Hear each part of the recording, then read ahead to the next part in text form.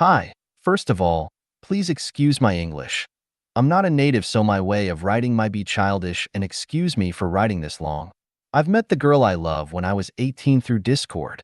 We immediately created some bonds between us, but back then, she already has someone in her life. I'm not looking to be in a relationship or whatever. When I'm in love with someone, the only thing I want is her to be happy, no matter with whom. So I watched her from far away, being what his thought was happy. Few months after meeting her, I was diagnosed with autism, and with the psychological support that came with it, I started to understand my feelings for her. Flash forward to January 2020, I've decided to confess to her. Not to have any positive reply, but just so I can say proudly to myself, "You love her, you told her, be proud."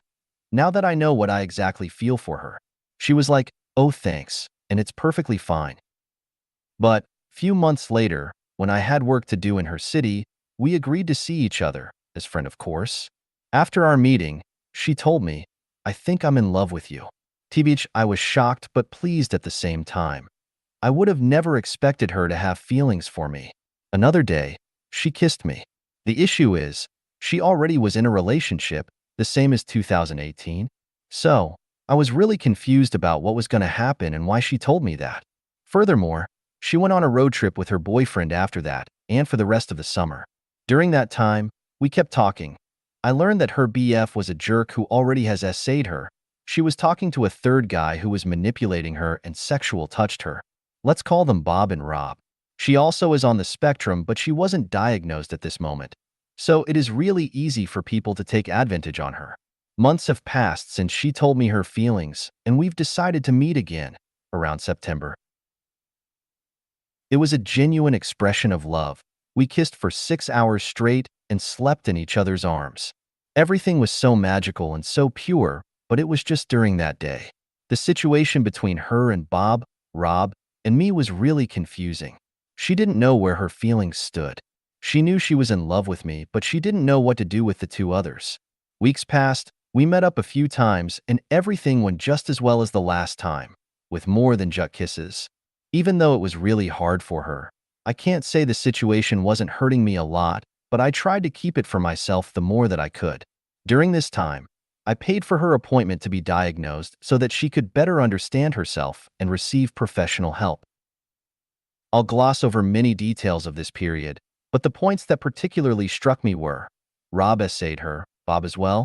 She went to Bob's family's house to spend the holidays and ended up kissing him even despite telling me I was the one she loved, and after that, she started talking to me a lot less.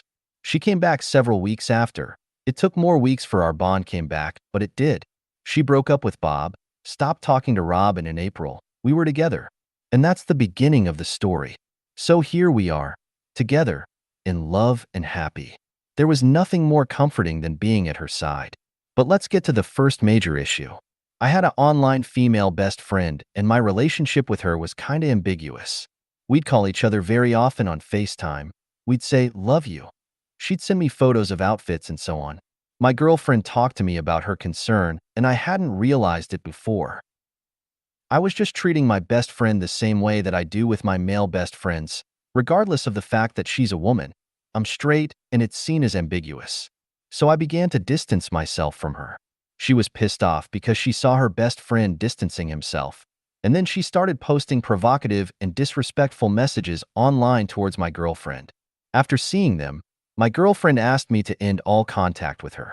She said that if I spoke to her again, it would mean I didn't care if she was disrespected. So I did what she asked for. But I'm a dumb fuck, and it's not the last time you'll see me write this down. A few months later, I came into contact with her without really wanting to. My girlfriend spotted this out and got really mad to me. I explained that it wasn't on purpose and promised her to not talk to this girl ever again. A month after that, I created a secondary account and I talked to her. We played a few games, and that's it. I won't try to explain myself for the reason of why I did that, because it doesn't change the fact that it happened. I betrayed my love's trust, and she saw it. She was really mad that I cheated on her, and from this time, November, until January/February, she insulted me almost every week. I talked about it with my therapist, and she asked me, "What do you say back when she says things like that to you?" And I replied that I deserved it, so nothing, or I apologized. She took me back and said that I had the same rhetoric as battered women and that no matter what I did, I didn't deserve to be insulted for so long. After discussing it with my girlfriend, she apologized and our lives pretty much returned to normal for a while. But something felt off, so I asked her, on the advice of my therapist, if we could take a 1-month break around March/April, just to clear our heads from all the bad things that happened and come back with a list of all the things we'd like to improve. She agreed and we stopped talking. I thought that was what you were supposed to do during a break, but I later learned that a minimum of contact is not forbidden. This break lasted a little longer than expected because I'd been our asterisk ped, so I wasn't really in the mood to talk about relationships. But before I could get back to her to get everything back to the way it was, she left me, telling me she couldn't get past what I'd done last November. The summer passed without us speaking to each other, but little by little we got back in touch. We started to turn around each other again, to think about coming back together. But one day in September, after a big fight, we stopped talking. I was so sad and frustrated. I decided to accept a relationship with a girl to try to forget and move on. I deeply regret having used this girl for this, as she was one of the people who was kindest to me. 2 months passed and my feelings for the one I'd loved since 2018 remained present. So I reached out to her again. We saw each other, kissed, and right after that, I broke up with the one I was with. She asked me to tell the girl I'd been with that I hadn't loved her, that it was just a way of trying to move on. At first, I was totally against it. I thought it was pure cruelty, even though it was honest. But as the months went by and her request continued without success, she decided to end our relationship again in early February of this year, unable to bear taking part in such a lie, especially as I was still kind of in touch with her in some way. And that's when I started doing nothing but shit. First, I got back in touch with the one I dated and we saw each other. Then, I created a X account to follow my ex-best friend. Meanwhile, my girlfriend/ex told me she had made contact with a boy who, when he was abusing her, asking her nudes, manipulating her. After being raped by him in early March, she came to my place and we talked about how much we love each other. My girlfriend/ex spotted out the X account almost the same week, and despite having explained that we hadn't spoken, having made a photo montage showing that I told the girl I dated that I didn't love her like she asked a month ago, she cut off contact for a while. I was creating an ocean of lies that I knew I'd never get out of and that I'd regret for the rest of my life. A bit like the previous summer, weeks passed and we got back in touch little by little, but never too often. At the same time, I started hanging out on a Discord server where I made a few friends. There were two with whom I got on particularly well at the start. I started talking regularly to the first at the end of March/beginning of April and the second in May. There was nothing special about it initially, but it started to get pretty ambiguous. Ambiguous in terms of the activities we pursued, calling each other late into the night, even staying on the phone all night, or the subjects we discussed. The thing is, I was still talking to my girlfriend/ex. We kept telling each other we loved each other. She wanted us to be together again, but the fact that she was still in contact with the man who had abused her, to whom she continued to speak love words even if it was for the purpose of hurting herself, but I couldn't stand a situation like the one I'd experienced before we were officially together. It's true that it's easy to believe that it was to continue flirting with other people, but that really wasn't the case. At the time, even though I was madly in love with this girl, I couldn't see how we could be together again without suffering. So I lied to her. When she told me about her fears about the people I was talking to, I told her they were just friends, which in fact they were, but I didn't mention the ambiguity. Her fears were all borne by this famous guy who said he loved her despite having abused her, and also by the fact that I had cheated on her a year and a half before. He told her things like that I didn't love her, that I was playing with her, and so on. It was true though. It was true that I was lying to her. I lied to her about seeing the girl I dated to get over her. I lied to her about the nature of my relations. I cheated on her, again. I've met the girls and other people in her city and I didn't go to see her. I never told to them that I was still talking and still loving my girlfriend/ex. I lied to them as well. The months have gone by, and here we are in July.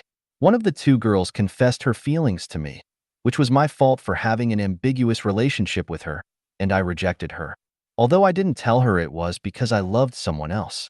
She came to my home for a week in August, and I agreed to have sex with her to make her happy. I agreed because I knew that I could never bring her romantic feelings, but also, and above all, because I knew that it would hurt me. I knew it would remind me about when I was her asterisk pet. Few weeks after she came, we stopped talking because of a disagreement on a subject unrelated to what I'm talking about here. As for the other girl, we kept in touch even though we didn't speak very often either. Then we slowly stopped talking to each other without any particular reason. From the end of August, I started to be friends with a third girl. We got on well, and she obviously needed someone to talk to. So we got closer, and an ambiguity began. I made a few lame jokes and responded to her flirting with me without necessarily understanding it. But during that time, my girlfriend/ex and I had also become closer. Although the subject of getting back together had been on the table for a few months already, it was even more so than before. I was sincerely ready to restart something with her. I never stopped loving her after all, even though I kept proving the opposite since February. We finally got back together almost a month ago, but I was still talking to the third girl where an ambiguity resided. We kinda stopped talking at the moment where she told me not seeing me as a friend, which I answered that, me, I do. She was obviously a bit upset with me for having responded to her advances and for not having understood her feelings for me earlier. So here we are, early October. I got back with the girl that I love since I'm 18, but knowing that if she knew I'd flirted with other people, she wouldn't talk to me ever again. And she did. How? Remember the guy who assaulted her earlier this year, and to whom she more or less kept talking? He went to contact the girls to show the one I love that I'd lied to her. It would be hypocritical of me to blame him for letting her know, knowing what I did to her, but the fact is that he did it mainly so that she would distance herself from me so that he could have her. Pretending to be the one for her is revolting. So here I am. She left me, destroyed after finding out everything with the goal of reconnecting with the people who harmed her to avoid killing herself, insulting me with all kinds of insults and almost praising the behavior of her abusers. Of course I do deserve what I got, but I can't let staying in touch with such horrible persons. I don't say that I'm better, but you get it. I tried to explain, but she doesn't trust me anymore, as she should after what I did. I am sorry that you had to read this long-ass text, which is probably badly written and not very clear about a shit like me, but if you did, I do appreciate it a lot and would like a lot to have your thoughts about what I'm supposed to do. I obviously don't want to lose her even though I deserve it, and I don't think it would be appropriate to ask for help to get her back. I just want her to be safe and that no one will harm her. Thank you for reading. Take care.